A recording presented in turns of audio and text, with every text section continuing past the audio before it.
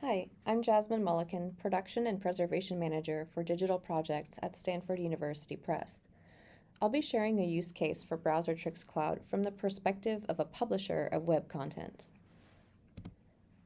At Stanford University Press, we are publishing standalone, peer-reviewed digital projects that live only online.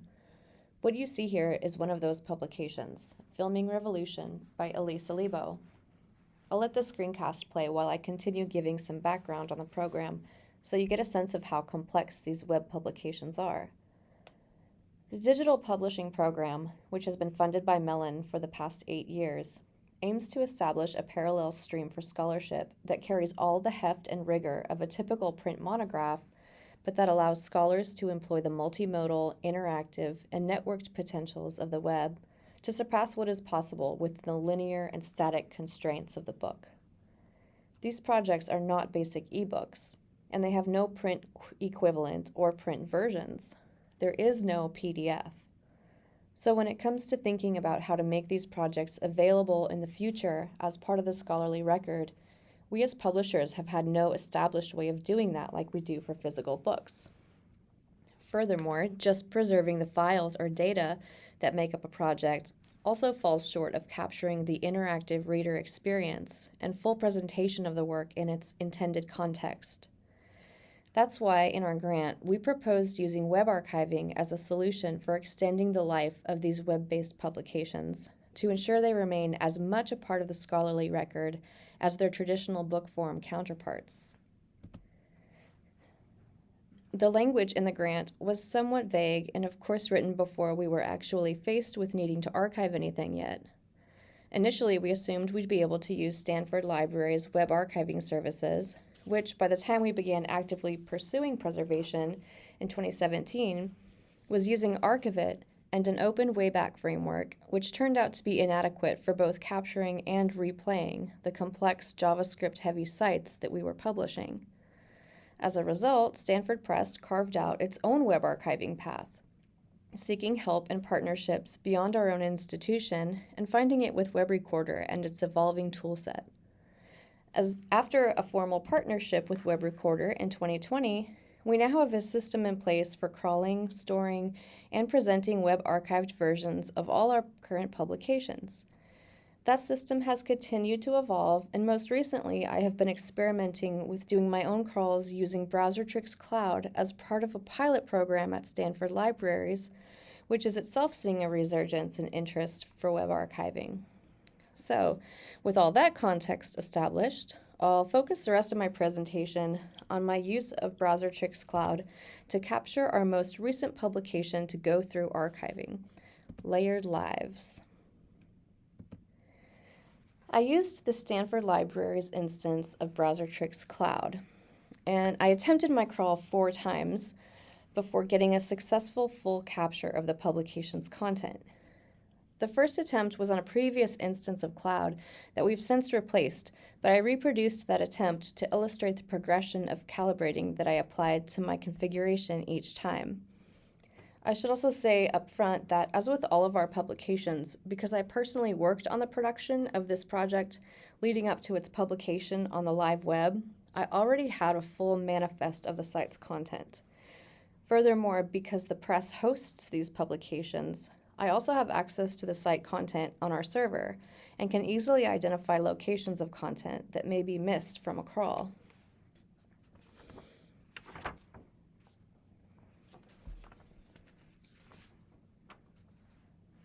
Extent of capture was the first challenge I encountered, but the interface and its manual configuration settings made it easy to adjust the scope by adding additional URLs, which is what I did in subsequent attempts. The first crawl used only a primary seed URL and captured just 3 pages. Testing the replay in BrowserTrix Cloud revealed a landing page that looked perfect and links that functioned perfectly to bring me to the project's deeper content pages. But even deeper browsing began to show missing images and icons. Also missing were over 1,000 XML pages that should have opened when clicking on the individual archive entry links that pop up when exploring the map. Not only did these pages not come up, they triggered a new tab to open to a "this page isn't working" error, while back in the browser tricks window, another error was appearing in the form of a sad page icon. I also found that I was unable to manipulate the map beyond its default bounds, zoom levels, and layers, indicating map tiles were also missing from the crawl. In the next attempts, I manually added over 2,800 URLs representing the missing images, data files, and map tiles. I was now able to use the replay interface in BrowserTrix Cloud to select the landing page from the long list of pages captured, and to then browse the content almost seamlessly. The only remaining issue was the error generated by clicking on the links to the XML pages. Although these XML pages do now exist in the web archive, and I can browse directly to them if I know the URL, when I try to access this content through the links in the project, it still opens a new browser tab outside of the cloud indicating this page isn't working. The error is likely just due to a behavior coded into the original site, prompting these links to open in a new tab or window. And it's not clear whether or how BrowserTrix or Replay Web can resolve or intercept this. Despite that problem, I still wanted to test the Web Archive's functionality in the press's own instance of Replay Web. So I downloaded and then accessioned the WAC into the Stanford Digital Repository and added the source link to the HTML at archive.supdigital.org, where our Replay Web instance is located. As expected, the new tab issue persisted, but I also uncovered another oddity. The player was defaulting to the last crawled URL, which happened to be a map tile, as its start page. I'm still actively testing and am preparing to begin crawling another publication, but in the meantime I can share just a few initial thoughts in summary. Especially of value to my particular use case has been the ability to add additional URLs to a crawl configuration. But I'm not sure why the image, XML, and data files weren't already captured from the original seed URL, which did prefix all the additional content I had to enter manually. But discovering the cause, even if it was within the original site code itself, would at least help us identify conventions to avoid in the future when we design digital projects. I also appreciated the ability to preview the replay directly in the BrowserTrix Cloud interface, so I could determine if I had done a complete crawl before having to store and load the WAC in my own system for testing. However, it would have been helpful if the replay that was shown in the UI matched what I did end up seeing in my own system, specifically as it concerned the default starting page in the player. So further wish list items so far include the ability to assign one of the URLs in the crawl as the default starting page to be rendered in the player.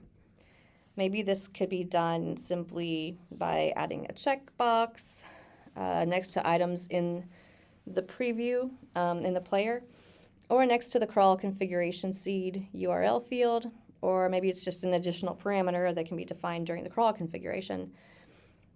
Finally, it would be useful to have some mechanism built into the crawl or replay that could somehow intercept external target links so that they don't open new tabs or windows outside of the replay window. Maybe there's already a workaround for this with the current options. I haven't tried using the one-click out option, but I'm happy to know if anyone else has experienced or has advice on this issue or the start page issue. So in conclusion, the SUP use cases are still very limited, but they do represent content that's emerging and will continue to be produced, not just by SUP, but also by other publishers like MIT Press, University of Virginia Press, and many digital humanities centers and libraries who are supporting scholars whose research can no longer be presented within the bounds of a traditional book.